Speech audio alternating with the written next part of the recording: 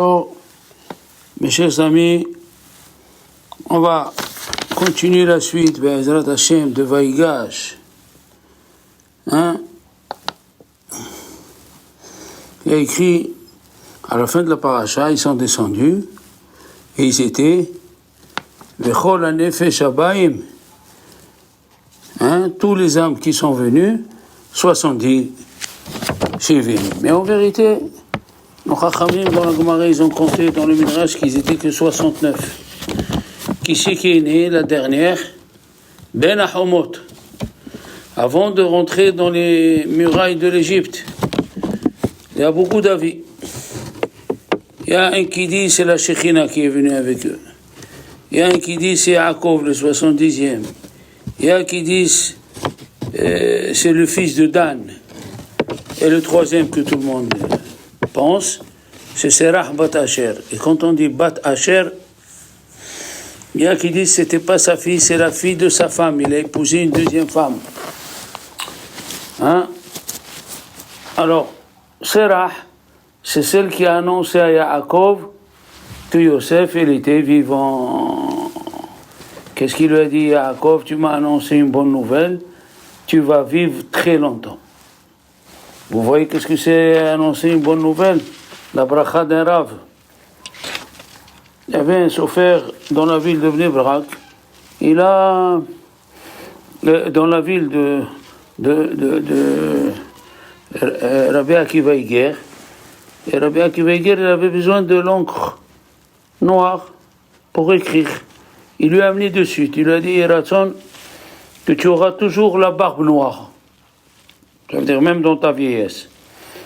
Et après 40 ans, je sais pas, ou 50 ans, il y a un de ses fils qui lui dit, papa, tu as un poil blanc. Quoi? Allez, appelle la Hevra Kadisha, ce soir je meurs. Et il a fait le schéma, il est mort.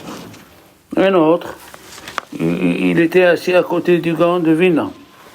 Et le talit du Gaon de Vina, il s'est coincé sous sa chaise, il n'arrivait pas à l'enlever. Il est venu ce monsieur, il l'a enlevé.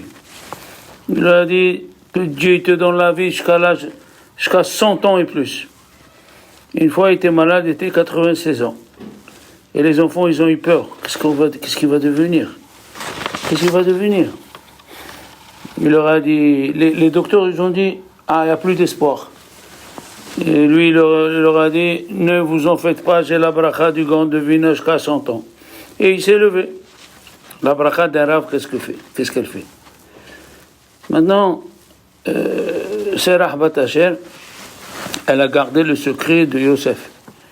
Yosef, il a dit, voilà le code de celui qui vous l'amène, eh bien, ça sera le libérateur d'Israël. Et comme il bégayait, et quelqu'un qui bégaye, il ne peut pas prononcer les mots P et Kouf et Dalet. Alors ils sont venus, lui ont dit, tu sais, il a fait des miracles, il a dit, pour moi c'est rien du tout. Il a dit non, mais il a dit, Pakod Ifkod. Il a dit, Pakod Ifkod, c'est lui le sauveur.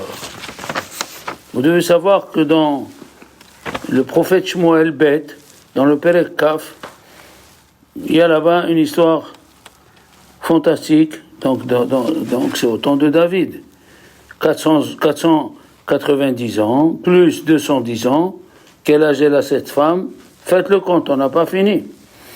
Il y avait là-bas Avshalom, quand il était contre son père, il y a un monsieur qui s'appelle Sheva Ben Bichri, il est parti ramasser des gens pour être roi, contre David Amelech. Eh oui, il y a écrit là-bas qu'il y avait une femme intelligente dans la ville. Et elle est venue parce que David Amelech, il a envoyé Yoav. Le Midrash dit, si ce monsieur avait réussi à faire la rébellion contre David, on n'aurait pas construit le Beth Amikdash. Regardez la mahloquette, qu'est-ce qu'elle fait? Les disputes, ce qu'ils font. Alors, Yoav, il est venu, il a commencé à donner des coups avec des boules pour faire tomber les murailles. Il est venu une femme, et lui a dit, approche, Yoav. Il a dit, Yoav, qu'est-ce que c'est ça? Mais nous, on est avec David Amelech.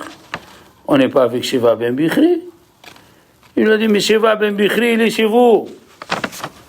Il a dit, aujourd'hui tu auras sa tête coupée. Il est parti chez le chef de la ville, il lui a dit, voilà, si on lui donne pas, il est prêt à détruire la ville. Sinon, il accepte de tuer que 10 000. Après, elle est partie, elle est revenue, elle faisait semblant qu'elle parlait à Yoav. Il a dit, il accepte 1000. Ah, le chef de la ville était content. Après, il a dit, il accepte 100. Ah ouais? Après, il a dit, il veut la tête de Sheva ben Bichri. Ils l'ont trouvé, ils lui ont coupé la tête et ils l'ont jeté. Alors, quel âge elle a cette femme? Normalement, en faisant le compte, jusqu'à David Améler, c'est 686 ans. Comme ça, il dit le Radak. Mais, dans la Gemara, il y a une machloquette avec Rabbi Yochanan et un autre. Est-ce que quand ils ont traversé la mer, on pouvait voir ce qui se passe de l'autre côté? Rabbi Yochanan, il dit on ne peut pas voir, et l'autre Rav, il disait on peut voir. Il y a une femme qui est sortie du là-bas, elle était au Beth Midrash, elle a dit, mais moi j'étais là-bas. Il n'y avait pas de fenêtre pour voir. Moi j'étais là-bas. Extraordinaire. Donc quel âge elle a cette femme? Presque 2700 ans. Voilà la bracha d'un Rav, qu'est-ce qu'elle peut faire? Mais il ne faut pas qu'on oublie une chose. Quelle est la chose qu'il ne faut pas oublier? C'est que Yehuda, il était convaincu qu'il avait raison. Binyamin n'était pas dans la vente, celui-là il n'était pas dans la vente.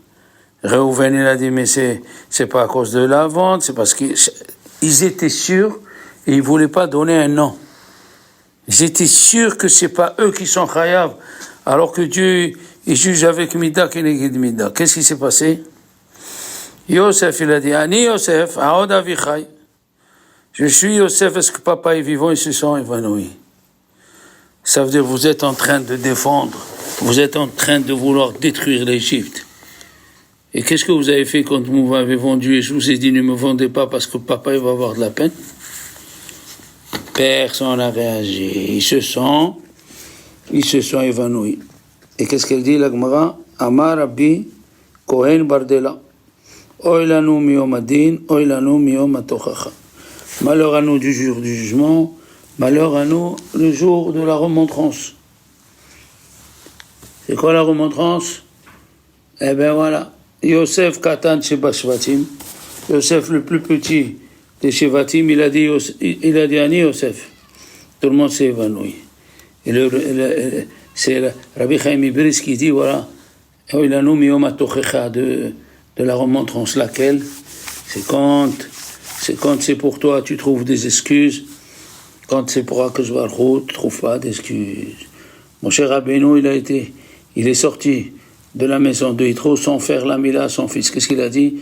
Les Juifs, ils souffrent. Il est arrivé avant l'Égypte. Hapes Bam Malon, il a cherché un hôtel 5 étoiles. Et là, Dieu l'a envoyé le serpent pour manger le petit-fils. Pourquoi? Parce que quand tu es sorti, tu as dit les Shem Mitzvah. Et là, tu as le temps de chercher un hôtel. Tu te contredis. Alors, je vais prendre ton fils.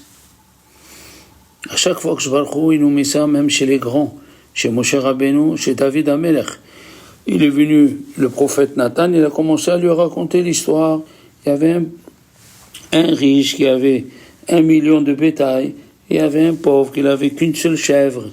Il est venu, le riche, il a eu un invité, il est venu prendre la chèvre. Il lui a dit, le prophète, quelle est la loi? Il a dit quoi? Il faut le tuer. Normalement, on ne le tue pas. Il paye 4 ou 5. Mais il lui a dit, il faut le tuer. Il lui a dit, le prophète, eh bien c'est toi. Tu te contredis, tu as pris la femme de Uriah malgré qu'elle était divorcée. Attention, malgré qu'elle était divorcée. Mais ce n'est pas moral de le faire. Donc on a vu Moshe se contredit, les Shevatim se contredit, on ne peut pas parler de nous, on est des petits, mais on suit ce qu'ils disent Chachamim. David Amelech, eh oui, quand c'est pour toi, c'est permis, quand c'est pour Hachem, tu n'as pas le temps.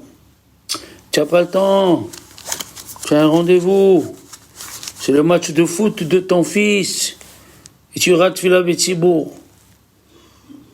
Il faut faire très attention de la contradiction. C'est pas facile, tous on se contredit, mais un certain niveau.